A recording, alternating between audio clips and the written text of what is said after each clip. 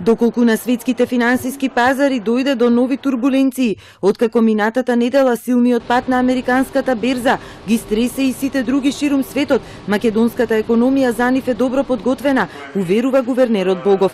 Допрва ќе се види дали на светската економија навистина и оди толку добро или ова е само надуван меур кој може повторно да се распрсне. Кај нас банкарскиот и финансискиот сектор се силни и отпорни на евентуални шокови. Кризата од 2008 сигурно нема да се повтори, но мора да внимаваме. Веќе имаме последните години, намалување на буџетскиот дефицит.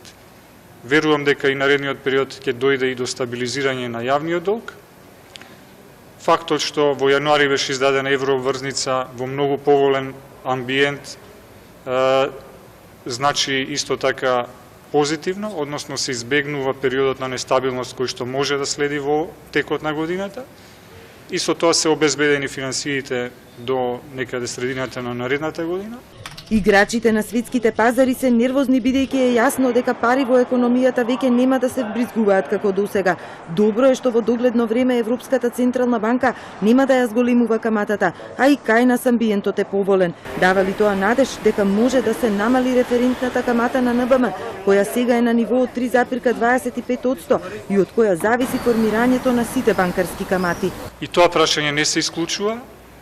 Се зависи, како што кажав, како ќе се одвиваат прашањата околу